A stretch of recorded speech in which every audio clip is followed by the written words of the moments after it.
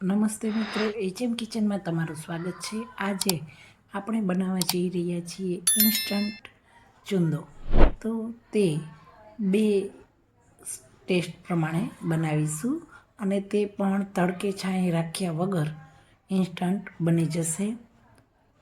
આ રીતે થોડો તીખો પણ ચૂંદો તૈયાર થશે અને જે રેગ્યુલર આપણે ખાઈએ છીએ તેવો પણ ચૂંદો તૈયાર થશે।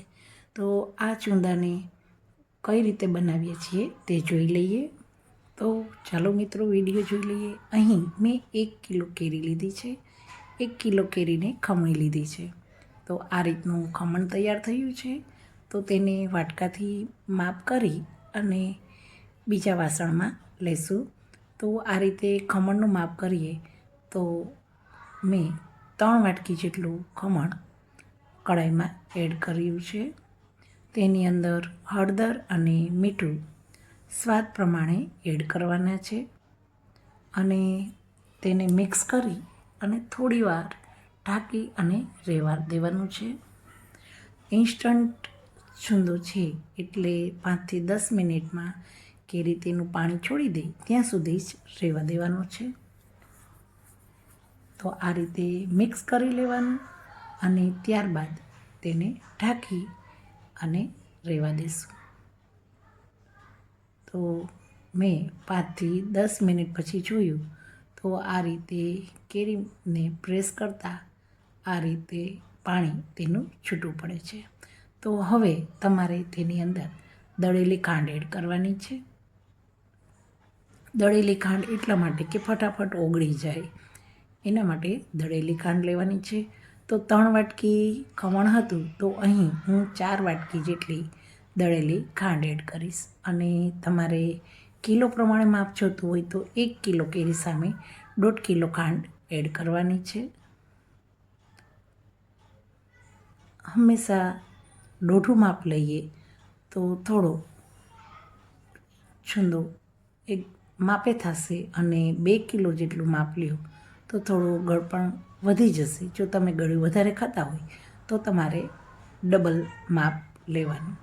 તો આ રીતે ચમચાની મદદથી ચલાવવાનું છે અને ખાંડને પૂરેપૂરી તેની અંદર એકદમ સરસ મિક્સ કરી દેવાની છે।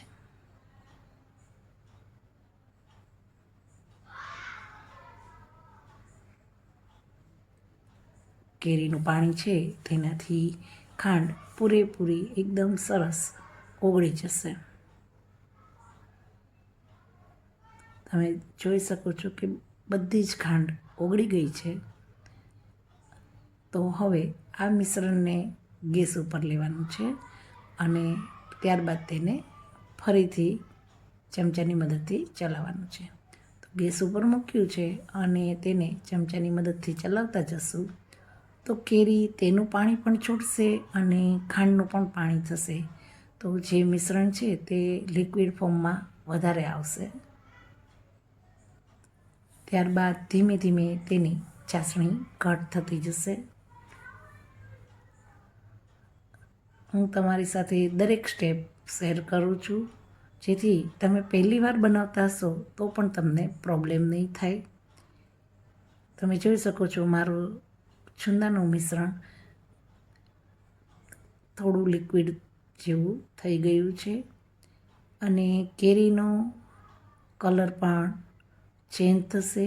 સાથે સાથે આપણે જે મિશ્રણ બનાવ્યું છે તેનો પણ કલર ચેન્જ થશે। થોડો કલર ચેન્જ થાય ત્યારબાદ તમારે જોવાનું કે તે કેટલા તારની ચાસણી બની છે। અત્યારે તો પૂરેપૂરું લિક્વિડ ફોર્મમાં આવી ગયું છે અને કેરીનો ધીમે ધીમે કલર ચેન્જ થતો જાય છે।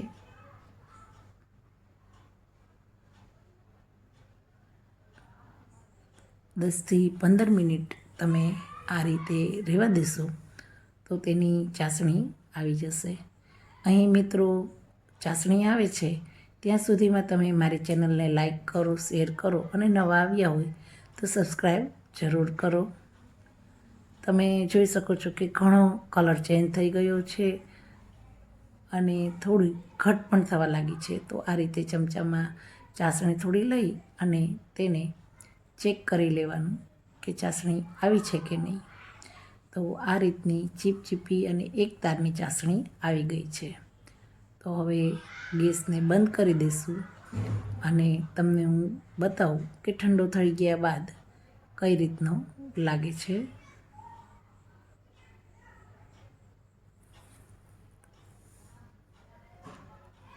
આ રીતે બબલ્સ આવતા હોય તે બબલ્સને પૂરેપૂરા બંધ થવા દેવાના, ત્યારબાદ જ ગેસ બંધ કરવાનો.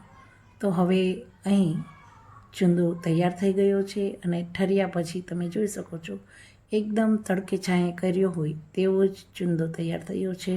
હવે તેની અંદર તજ અને લવિંગ એડ કરવાના છે. તેની સુગંધ એકદમ સરસ આવે છે. થોડા તીખા પણ મેં એડ કર્યા છે. તો આ રીતે ઇન્સ્ટન્ટ ચૂંદો તૈયાર થઈ ગયો છે. તેને એક કાચની બરણીમાં ભરી લઈએ. આ રીતે બનાવવાથી પણ આખો વરસ તમારો ચૂંદો આ જ રીતનો રહેશે, જરા પણ બગડશે નહીં. તો મેં કાચની બરણીમાં ભરી લીધો અને થોડો રહેવા દીધો કે જેને તીખો ચૂંદો જોતો હતો તેની માટે મેં 1 ચમચી અહીં લાલ મરચું એડ કર્યું અને આ તીખો ચૂંદો તૈયાર કર્યો છે. તો તમે જોયું ને એકદમ ઇન્સ્ટન્ટ પણ બની ગયું અને એક જ ચૂંદામાંથી તમને 2 સ્વાદ પણ મળ્યા છે. તો ઘરમાં જેને તીખો ભાવે તે તીખો ચૂંદો ખાય છે અને જેને રેગ્યુલર ભાવે તે રેગ્યુલર ખાય છે. તો મિત્રો, તમને મારો આ વિડીયો કેવો લાગ્યો અને તમને કયો ટેસ્ટ વધારે ભાવે છે તેની પણ મને કોમેન્ટ જરૂર કરજો. ફરી નવા આઈડિયા સાથે HM કિચનમાં મળીશું. થેન્ક યુ મિત્રો.